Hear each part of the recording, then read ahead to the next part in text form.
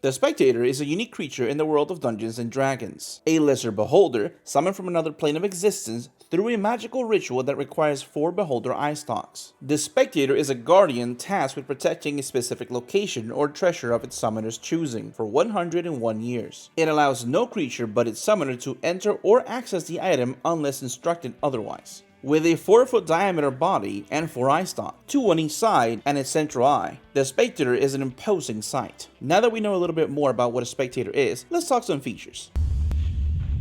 The Spectator has a +6 to perception and it is immune to the prone condition. It has a dark vision of 120 feet and a passive perception of 16. It can speak and understand deep speech and undercommon with a telepathy of 120 feet. For its combat actions, we have a simple bite attack that deals 2 or 1d6 piercing damage. More of a little nibble if you ask me. Then, following its beholder lineage, it has its eye rays. The Spectator shoots up to 2 of the following magical eye rays at 1 or 2 creatures it can see within 90 feet of it. It can use each ray only once a turn. For simplification purposes, all the DCs that they have to beat is a 13. Well, now that we have that taken care of, let's start with the first ray. Confusion Ray. The target must succeed a wisdom saving throw, or it can't take any reactions until the end of its next turn. On its turn, the target can't move, or it uses its action to make a melee or range attack against a random enemy determined creature within range. If the target can't attack, it does nothing on its turn. After this, we have Paralyzing Ray. The target must succeed on a Constitution saving throw or be paralyzed for 1 minute. The target can repeat the saving throw at the end of each of its turns, ending the effect on itself on a success. Well, there's only one way to ask for help once you're paralyzed, and well,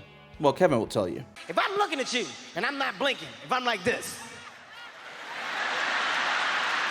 Following that fiasco, we have Fear Ray. The target must succeed on a wisdom saving throw or be frightened for 1 minute. The target can repeat the saving throw at the end of each of its turns, with disadvantage if the Spectator is visible to the target, ending the effect on itself on a success. As I stated before in the previous videos, Fear Ray just basically turns you into a huge bitch. We then have Wounding Ray. The target must make a Constitution saving throw, taking 16 or 3d10 necrotic damage on a failed save, half as much on a successful one. Simply put, if you get hit by this, your only reaction will be something similar to this. I've taken a grievous wound! Lastly, we have its only reaction, but the one thing that makes him a little bit unique. If the Spectator makes a successful saving throw against a spell, or a spell attack misses it, the Spectator can choose another creature it can see within 30 feet of it. The spell targets the chosen creature instead of the Spectator. If the spell forces a saving throw, the chosen creature must make its own save. If the spell was an attack, the attack roll is re-rolled against the chosen creature. Basically, if you attack it with a spell, you're going to activate the power of my Mirror Force trap card. So don't fall for its trap. Now that we talked about its features, let's talk about some settings.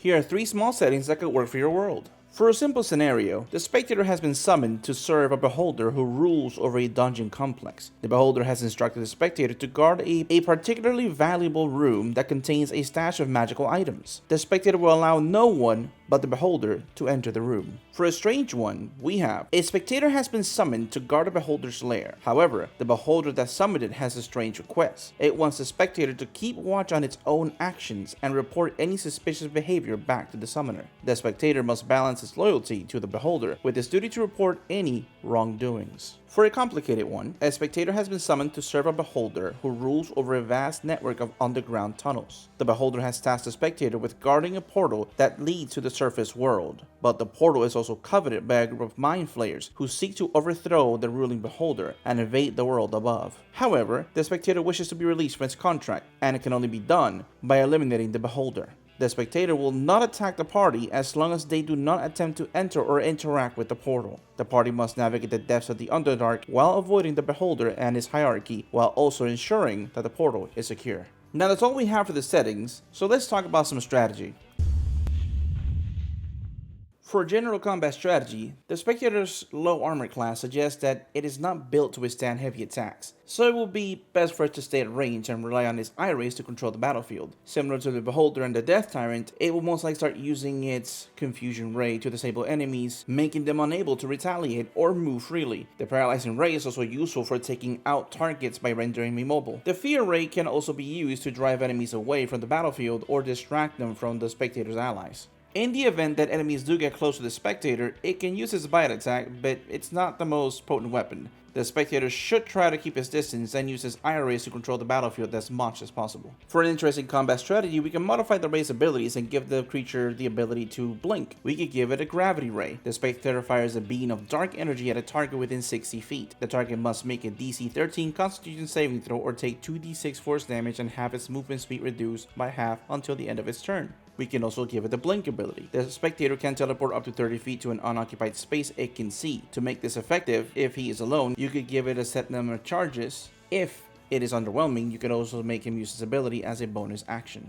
The next ray will be Psychic Ray. The Spectator emits a psychic connection with a creature it can see. The targeted creature must make a DC 13 intelligence saving throw or take 3d6 psychic damage and become stunned until the end of its next turn. In combat, the Spectator uses his blink ability to constantly teleport around the battlefield, making it difficult for enemies to target it. It also uses his gravity ray to weaken enemy movement and do additional damage. It can then use his Psychic Ray to focus a creature and stun it, to then follow up with an additional ray for additional damage. Once a creature is stunned, it weakens his saving throws. Overall, the Spectator is a difficult opponent to pin down, constantly moving and striking from unexpected angles. Its ability to redirect spells and weaken its foes makes it a formidable opponent that requires a well-coordinated strategy to defeat. That is all for today's video. Please like, follow, and subscribe. Tell me about your favorite Spectator encounter in the comment section below.